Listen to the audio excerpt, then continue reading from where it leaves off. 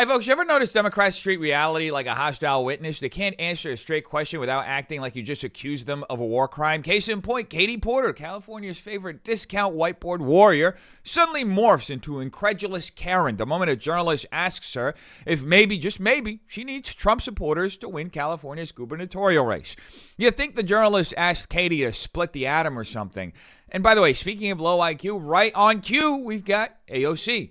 Truly the poster child of the left, who proves every time she opens her mouth that goose droppings have a higher IQ. Between Porter melting down at basic questions and AOC giving us a master class in cringe, the Democrat Party looks less like a political movement and more like a bad improv troupe that lost its script. I want to express my love for the short king community. Laugh at them. Stephen Miller is a clown.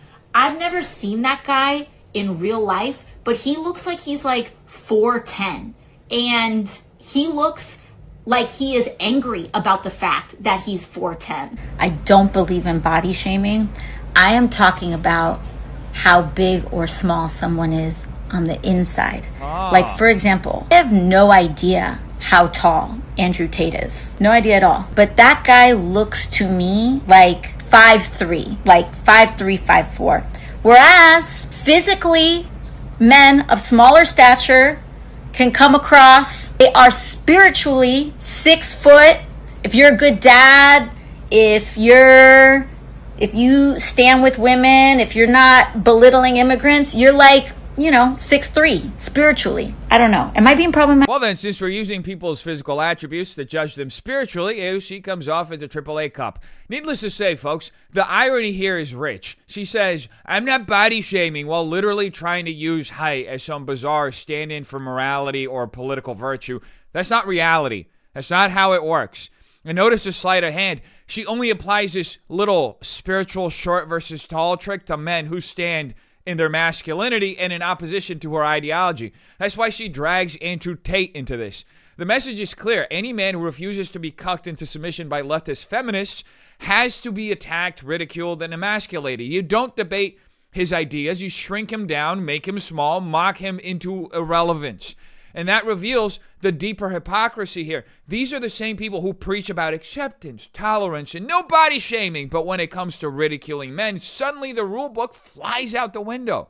All of a sudden, it's perfectly fine to reduce you to the physical traits, to use what you can't control as a weapon against you. And let's be real, folks. Stephen Miller is 5'10", and Andrew Tate is a big dude. Pause. Who cares what his height actually is?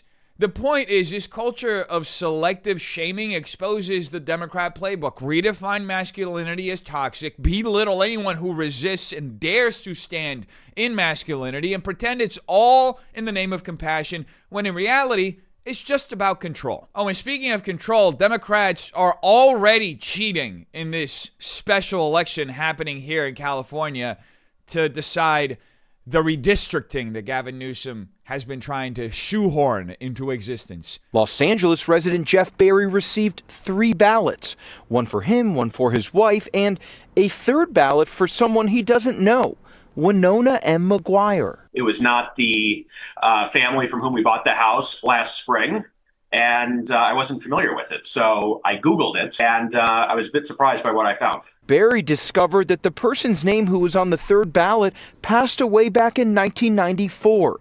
Not knowing what to do with the ballot, Berry reached out to Eyewitness News, who also verified that Winona M. McGuire has been dead for 31 years. We get junk mail all the time for prior tenants, and the people that moved into our house probably get junk mail for us, and you throw it away. But this was very different. We're not talking about someone that passed away a year or two ago. It does seem like that death certificate should have made its way to your office.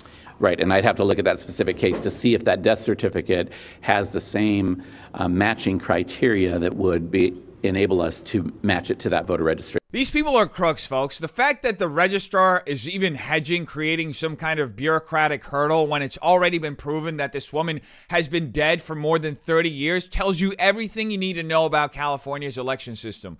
And it's not just this one case. In fact, earlier this year, Los Angeles County was sued by Judicial Watch, which forced the registrar to acknowledge there were nearly 1.5 million inactive voters still on the rolls.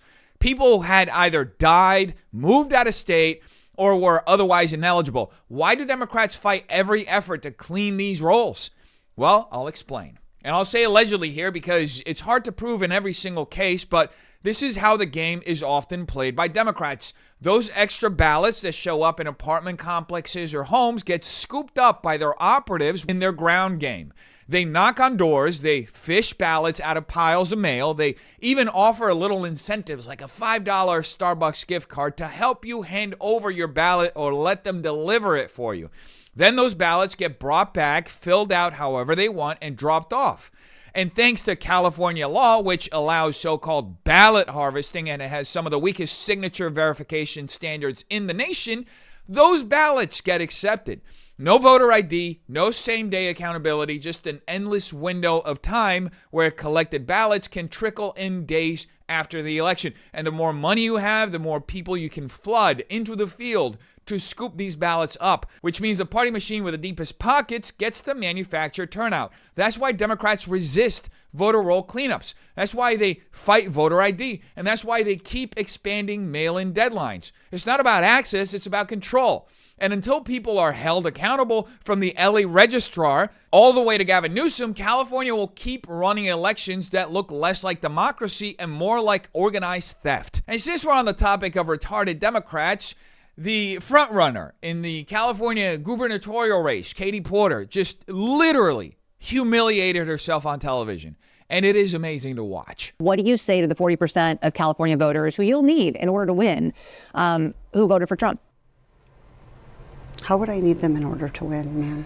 Well, unless you think you're going to get 60% of the vote. You think you'll get 60%. Everybody who did not vote for Trump will vote for you. That's what you're saying. In a general election, yes. If it is me versus a Republican, I think that I will win the people who did not vote for Trump. What if it's you versus another Democrat? I don't intend that to be the case. So how do you not intend that to be the case? Are you going to ask them not to run? No, I'm saying I'm going to build the support. I have the support already in terms of name recognition. Mm-hmm. And so I'm going to do the very best I can to make sure that we get through this primary in a really strong position. But let me be clear with you. I represented Orange County. I represented a purple area. Mm-hmm. I have stood on my own 2 feet and won Republican votes before. That's not something every candidate in this race can say. If you're from a deep blue area, if you're from LA or you're from Oakland, you don't have an experience. But you just said you don't need those Trump voters. Well, you asked me if I needed them to win. So you don't I think feel like this is unnecessarily argumentative. What is your question? The question is the same thing I asked everybody, that this is being called the empowering voters to stop Trump's power grab. Every other candidate has answered this question. This is not correct. And I said I support it. So, and the question is, what do you say to the 40% of voters who voted for Trump? Oh, I'm happy to say that. It's the do you need them to win part that I don't understand. I'm happy to answer the question as you have it written, and I'll answer it. And we've also asked the other candidates, do you think you need any of those 40% of California voters to win? And you're saying, no, you don't. No, I'm saying I'm going to try to win every vote I can. And what I'm saying to you is that.